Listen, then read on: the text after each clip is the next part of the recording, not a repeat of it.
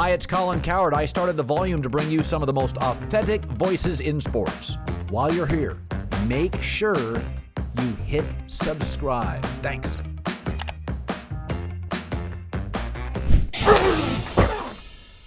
Let's get into the Packers and Aaron Rodgers. And I said this last week. I didn't have faith the Niners were going to win. I sprinkled a little money on the money line, but I actually have a buddy that put 10 grand on the money line. That's balls. That's balls. And it worked out. That's an incredible gambling win. But I said that if they lose this game, and even I thought about, I couldn't go to bed. I went to bed last night on Saturday night at about probably almost 2 o'clock in the morning. It was it's one of the just most powerful games I've ever witnessed, gambled on.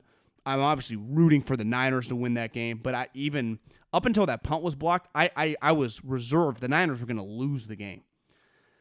For as great of a win that was for the 49ers, and it's one of in their storied history, one of the most legendary wins in the history of the franchise, you could make the argument that is a even worse loss for the Green Bay Packers, given Aaron Rodgers' contract status, his drama, Devontae Adams is a free agent, just the simmering everything. They were the number one seed. They were hosting.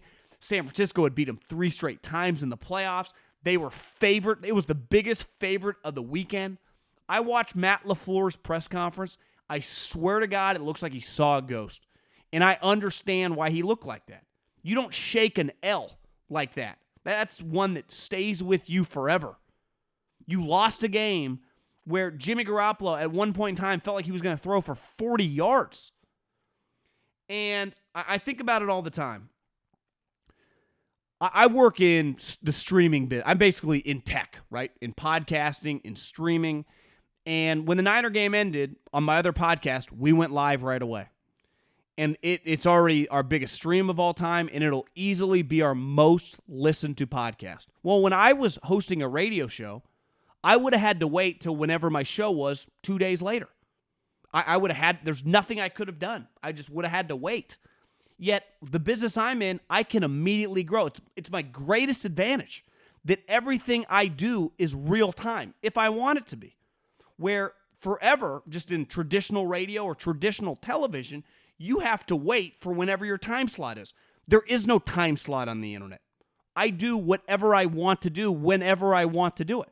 Now, I choose, like, I go out and party on Saturday night, or I can work. I looked at Coward. Coward put out a video from the Volumes YouTube channel on the Aaron Rodgers loss. I just checked before I went live. It had over 400,000 views. He went into the streaming internet world, started the Volume for a reason. It was a huge advantage, the power that he has to go into that business. It's changed. The world is changing, and he's taking advantage of it. Okay, in what is one of the more memorable losses of Aaron Rodgers' career, a shocking upset to the 49ers. The 49ers didn't even play particularly well. In fact, on offense, they were anemic and nerve-wracking for much of the game. This is on Aaron. Can he throw to anybody beyond Devontae Adams ever? And that sums it all up. Like, that's why he started the Volume, because that's where the world's going these next 10 years. Well, the Green Bay Packers' greatest advantage is they have, and I still believe this, and I know Colin's more down on Rodgers than me, he's one of the greatest quarterbacks I've ever seen. He's one of the greatest athletes I've ever seen. He is a master of his craft. But as we saw in Kansas City, and I've lived in Kansas City for 4 months. In 2000, my senior year in college, I interned for the Chiefs in the fall of 2007. That place is freezing cold. Yet that game in Kansas City, relative to the game in Lambeau, one game looked like Newport Beach, the other game looked like the frozen tundra. And Aaron Rodgers' greatest skill, being able to throw the ball all over the yard, is completely neutralized in home playoff games. Because it's so cold. You are not going to be able to throw the ball for 350 yards. And it's the same thing with Favre. You are not going to be able to sling the pill when it's -5 degrees. So their greatest advantage is completely neutralized in the most important time of the year. They work all season long. They win all these games. They get the number one seed back-to-back years. Then they play in these freezing cold games. And their best player, their best advantage, can't take over.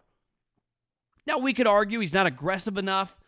The play calling's not as good. But fact is a fact.